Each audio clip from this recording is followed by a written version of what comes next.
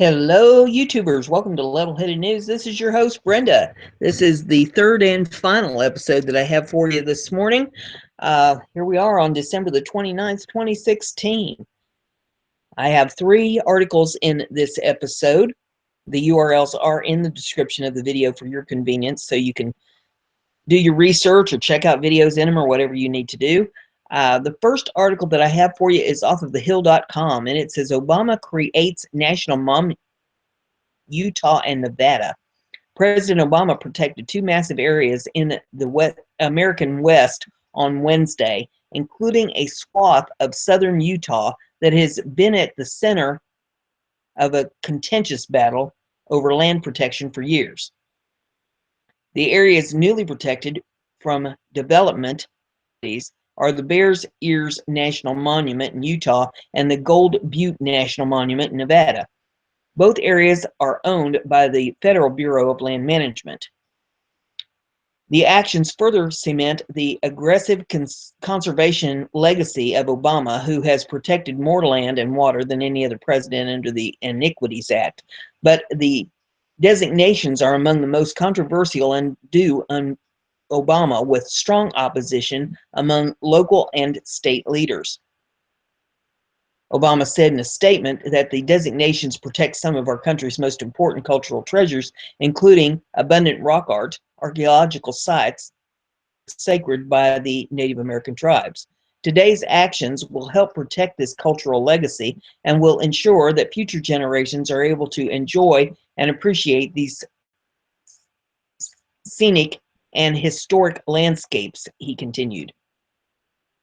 Aided the designation using his unilateral authority under the Iniquities Act by acting with just about 3 weeks left before President-elect Donald Trump takes office. It is unclear if Trump could unilaterally undo Obama's designations because it has never been tried before. Some Republicans, including House Natural Resources Committee Chairman Rob Bishop, Republican of Utah, says it is within Trump's power. Administration says the Iniquities Act does not allow monument designations to be undone. But the controversy surrounding Wednesday's actions, combined with Obama's aggressive use of his Iniquities Act power, could lead Congress to roll back the protections or limit future presidents' powers. The 1.35 million acre Bears Ears area could be the most controversial of Obama's dozens of national monuments, in part because it shuts down any new leases for mining or oil and natural gas exploration, along with other development and potential harms. Utah's political leaders and its all GOP congressional delegations opposed the national monument and pledged before Wednesday's announcement to seek action through Congress or Trump's administration to undo the protections.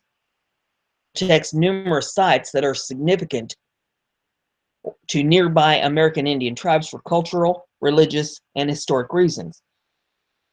Called for land protection in the area.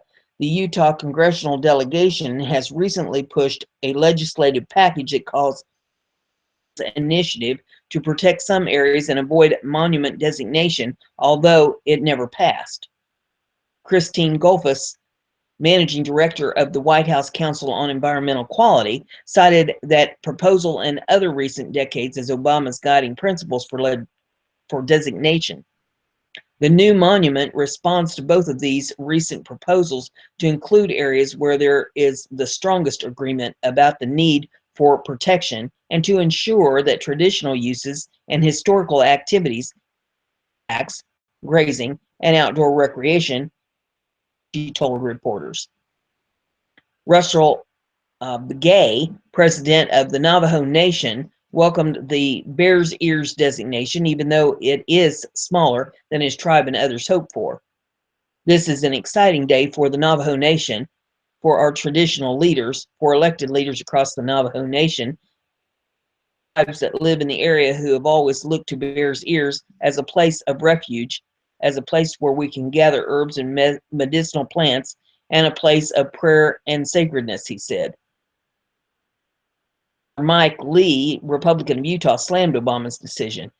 This arrogant act by a lame duck president will not stand, Lee tweeted Wednesday. I will work tirelessly with Congress and incoming Trump administration to honor the will of the Utahns and undo this monument designation, he added. Golfus said that, try that again. Golfus said if that happens, it would be through Trump's executive authority. It can be overturned. No, she told reporters. The Antiquities Act gives the president the authority to create monuments, but it does not provide explicit authority to undo them. The Nevada monument is also controversial for different reasons. The Gold Butte area is next to the ranch of Cliven Bundy and the site of an armed standoff between federal authorities and self-styled militia members in 2014. The monument, pushed by outgoing Senator Minority Leader Harry Reid, Democrat of Nevada, among others, protects numerous tribal sites, important landscapes, rare fossils, and more. Today's designation will better protect these cultural and archaeological treasures, as well as the areas that are currently used by tribes for traditional purposes, Golfus said. Just one way I think that Trump can have that overturned for real, and that is since they come out and said that the birth certificate that Obama provided is a fake. If he is proven not to be an American citizen, his presidency would be null and void for the past 8 years, and everything that he's done would be overturned because everything he's done would be null and void. So, on it, you're welcome to make your comments and say what you have to say in the comment section. But traitor to the country, committed treason the whole time he's been in there. It only seems appropriate to me. The next article I have is off of the dailystar.co.uk, and this one says, Vladimir Putin, Russian leader visits anti-aging pill factory. This one reads, the 64-year-old Kremlin leader visited the BioCAD plant in St. Petersburg. Kazakhstan leader Nursultan Nazarbayev, age 76, who has failed so far to nominate his heir in his energy-rich Central Asian state despite his advanced years, as well as seeking a youth pill in laboratory tests. The plant is also working on treatments to combat cancer. Last year, a bizarre theory emerged that Vladimir may actually be a time traveler after a series of snaps were discovered appearing to show the leader living in appearing the same.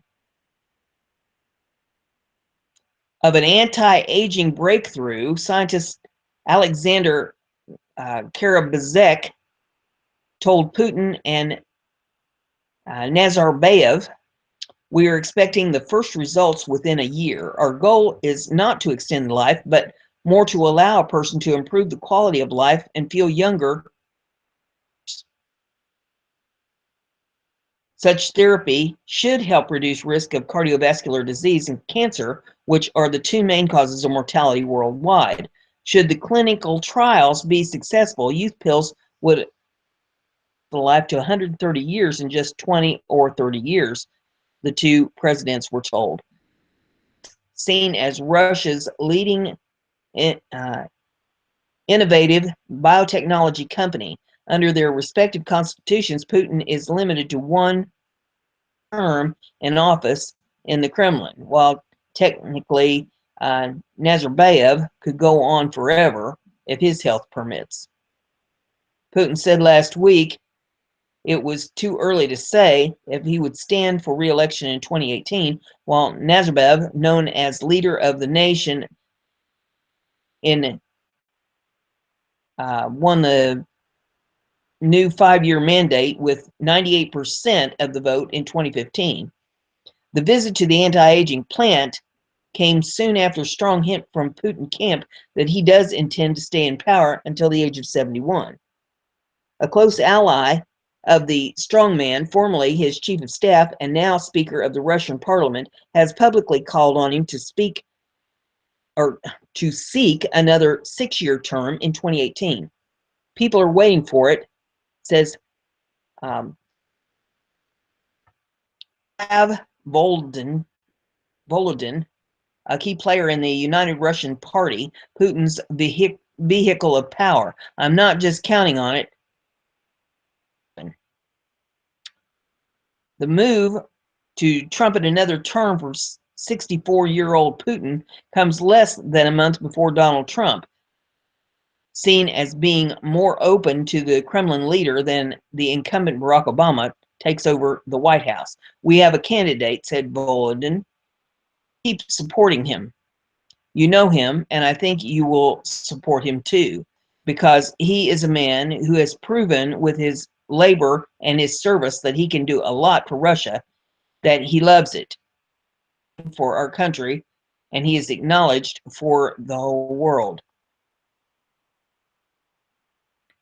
The strong and on Putin to stand in 2018 from his close friend comes after opposition politician and anti-corruption campaigner Alexei Navalny the president's sternest critic announced he plans to contest the 2018 election. If Putin served another 6-year term, he would be 71 when he stepped down in 2024. A change in the Constitution for him to remain in power longer. He originally came to power as acting president at the dawn of the new millennium in 2000 with the surprise resignation of Boris Yeltsin. Terms of 4 years each, he reverted to his earlier role in the prime minister before reclaiming the presidency in 2012 from ally Dmitry Medvedev. I'm guessing, I'm not sure I'm pronouncing it right. Volodin denied he had his own ambitions to become president, although he is seen as a possible future Kremlin leader alongside a candor of rival politicians backgrounds who Putin appeared to be grooming. Putin's spokesman indicated that it was premature to discuss the 2018 election. And the final article I have for you in this episode is off of .com, and it says, Trump sanctions. We ought to get on with our lives. And there is video on this if you want to pull it up to take a look at it. It says, President-elect Donald Trump asked about possible sanctions against Russia in the wake of alleged cyber attacks during the presidential campaign, replied, I think we ought to get on with our lives. Have complicated lives very greatly. The whole, age of computers has made it where nobody knows exactly what's going on, Trump told reporters outside his Mar-a-Lago estate in Florida. We have speed, we have a lot of other things, but I'm not sure you have the security that you need, Trump said. He added that he has not spoken with senators for sanctions. The comment come from the U.S.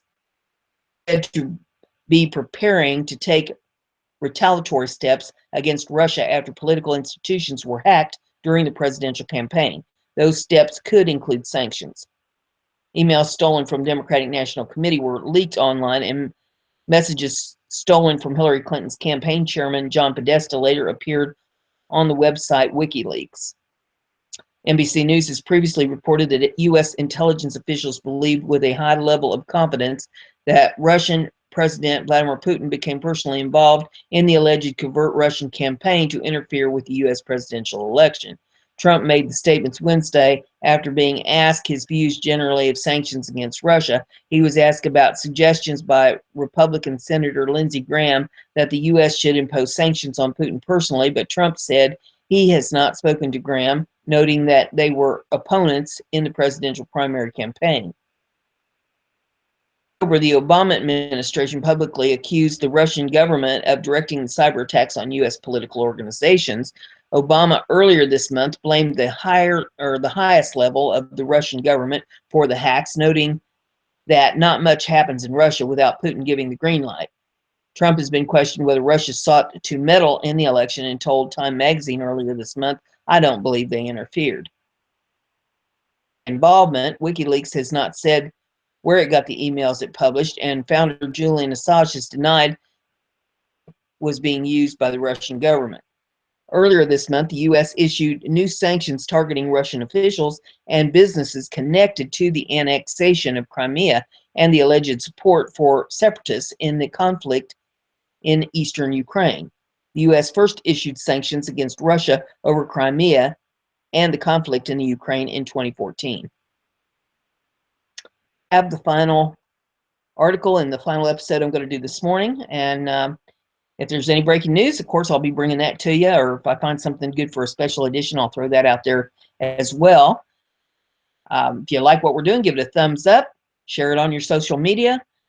Be sure to subscribe if you haven't already, and click that little bell there at the subscription button and check that box, and you'll get email alerts every time I put a show out to keep you informed. We'll see you later. Have a great day.